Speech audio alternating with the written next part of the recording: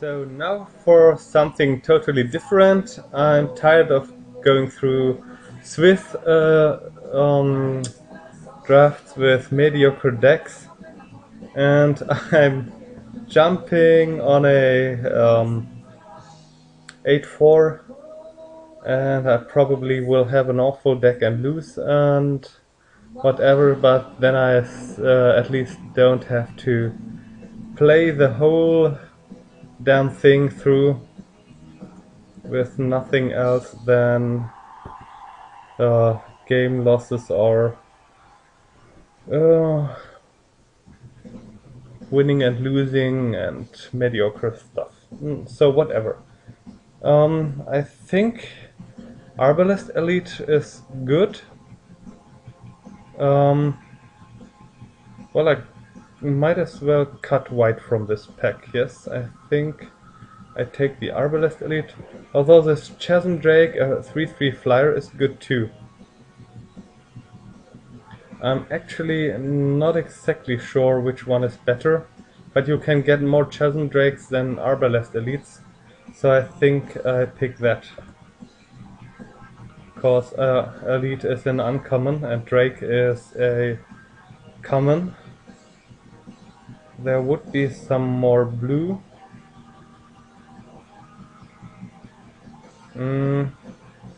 Here might be the white spell. Or a reassembling skeleton, which only works fine with the Devouring Swarm stuff.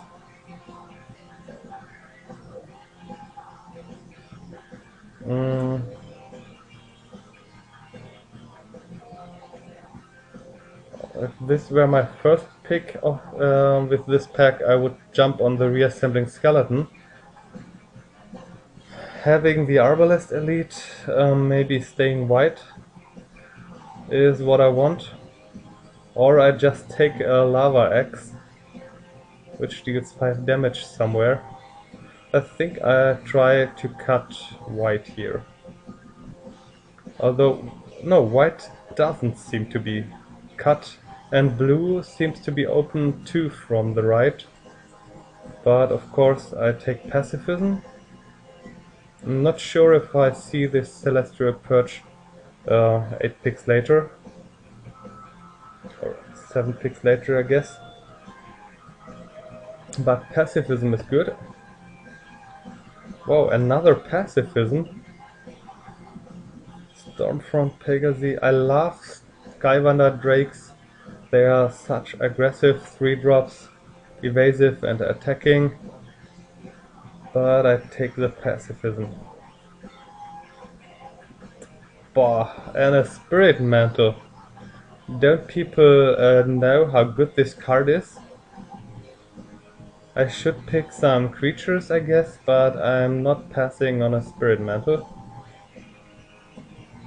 So now I can pick the Pegasus.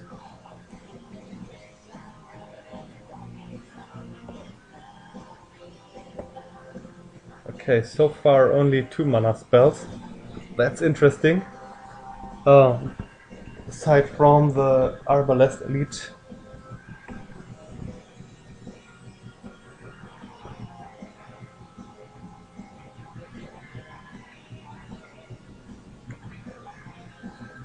Maybe the other players all opened bombs in other colors, so that white was open now.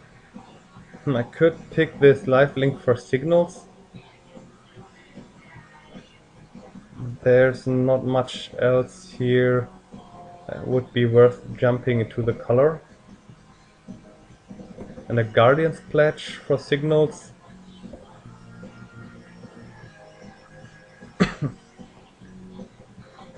And even the Armored Warhorse comes back here. So people didn't value Guardian's Pledge and white cards at all. Okay, so nothing in here.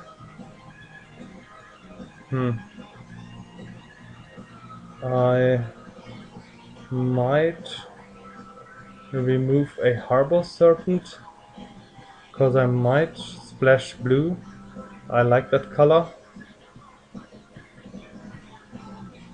Or the Demon's Horn. But I think... Wow, and even the Celestial Perch came back. And a Mastodon. Okay, whatever. I pick this to give the other players the signal blue and black are open. And here the same useless cards, and I give them to my opponents just for the color signals. So we open a Vengeful Pharaoh and a Oblivion Ring. So Pacifism and Oblivion Ring might knock out the Pharaoh if the opponent does not mill it into his graveyard or sacrifice it to a Devouring Swarm. Still, Oblivion Ring is the right color, and I want to have that card. Too sad that we're passing the... Okay, but I'm not passing an overrun. I've lost to that card too many times. So, what else? Divine Favor is not the worst, but not one of the better creature enchantments. So I happily pass that, even for the signals, even if it's a bad signal. But Overrun has to be picked. Maybe I splash that or something. So the question is Lawkeeper or Reinforcements?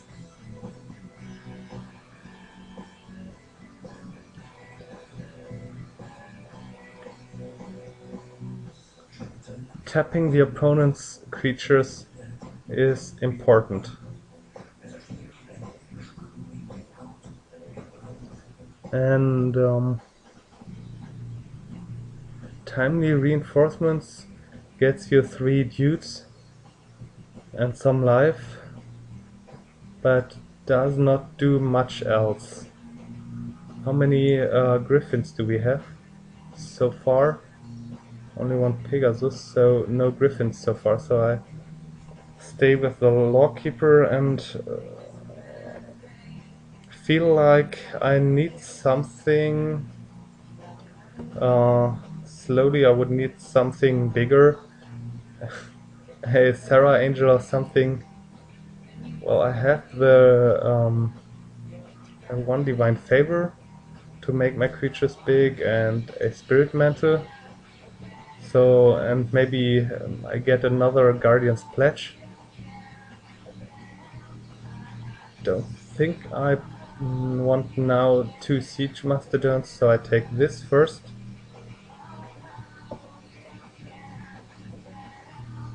Okay, so, well, I might play even another one of those.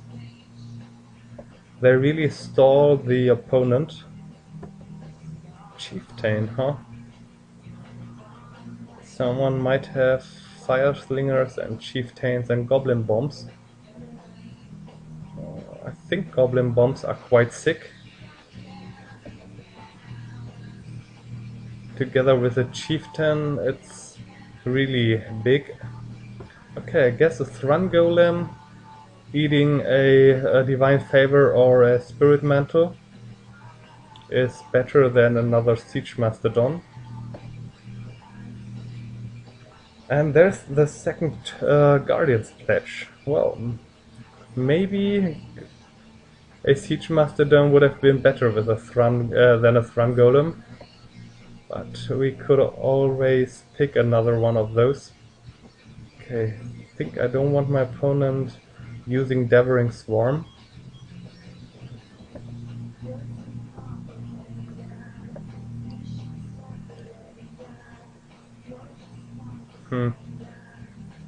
Guess my opponent can use Zombie Infestation to create a card disadvantage.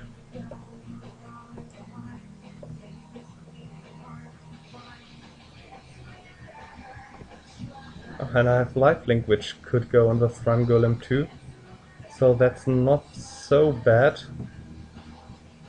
I think I remove those Devouring Swarms.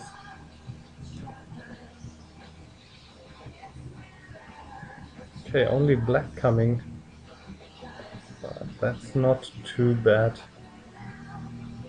Reclaim, Test of Blood. Yeah. Hide black. So, in the last pack we would need a few nice flyers, would be nice. Some flyers, like for example an Assault Griffin. The boots would do too, but I first want some creatures. Crimson Mage is fine. Yes. Let's take the Assault Griffin. And Gideon's Avenger. Question is, which is better, Lawkeeper or Avenger? I think the threat is Avenger, cause the opponent can't attack without making this Lawkeeper grow, this Avenger grow. The Warhorse might come back, the Lawkeeper probably will be hate-picked or picked by someone playing a bit white, I would say. I think I hide those two. Could play an Auramancer to return my auras. Could take a Griffin Sentinel, which might be funny with the enchantments too. Or a Thrun Golem, which would be fine with Lifelink, Favor or Spirit Mantle. But I want only one of those situational cards. Of course, 3/3 for 5, which is an artifact, doesn't fit too well with 2 Guardian Pledges.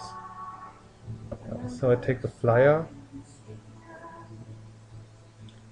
And I think as an option I take this flyer here too. Stave off would be fine. Another Guardian's Pledge. And a Peregrine Griffin. I think the Guardian's Pledge might come back, so I take the creature here. So as this draft went, it really might come back. And I think I want to demystify as a sideboard option. Mighty Leap is a nice trick too, but it feels like people don't value it in this draft, I mean. So I might get that back too. Although they don't value Demystify. Or I think people value Demystify less than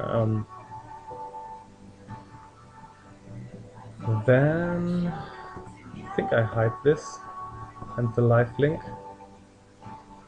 It's more of a sideboard plan. I could stall out my opponents until I can play my Guardian's Pledges. Auramancer seems even fine here to return my enchantments if my opponent has ways to deal with my enchantment stuff or with my enchanted creatures.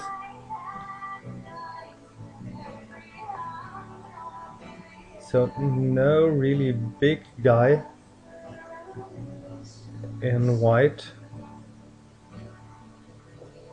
I think I want to play a second lifelink, so I just remove this Bonebreaker here. And red or green, that does nothing against me. I'm not concerned by alluring my guys. Another Bonebreaker would be probably the one I want least. Dark Favor is a quite good enchantment. Okay, so here I can take the lifelink. And the lure. Okay, so there came no second, no third. Well, this might even be the deck. Well, I think the Demystify won't get main deck. So this looks like my deck.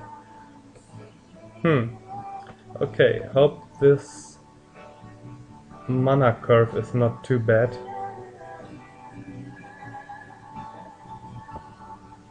Did I pick any? No, and no mana acceleration. So the cards I want or don't want to play. Lawkeeper. Don't think the lifelings. Divine Favor is a quite okay enchantment. I think I play that main deck. I think I might want creatures.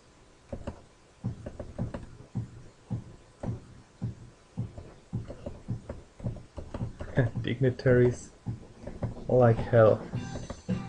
Alright, 22 cards.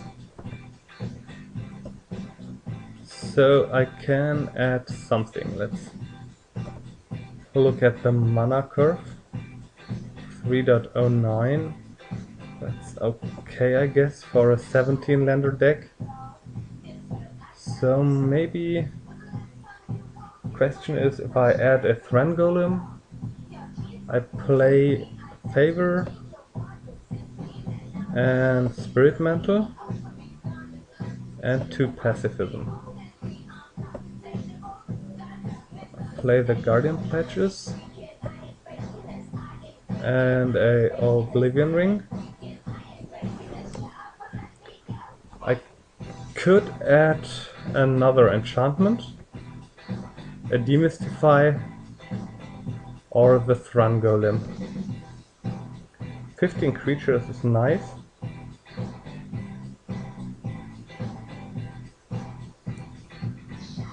So if I added the Demystify, it was for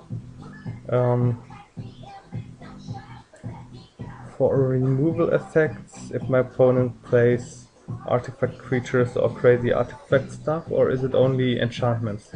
But I think enchantments, this deck is full of enchantments, but I think it's not so full of enchantments that I wanted to play this main deck. Not everyone plays enchantments. This is a very good sideboard card, so it seems like I just play a lifelink, put it on one of my bigger creatures, bigger toughness creatures, to be able to block effectively. And I add a whole lot of land. 17. Okay, so I might... Yes, this is another. So I add this, just for art value. And I'm really thrilled to see how good this deck goes.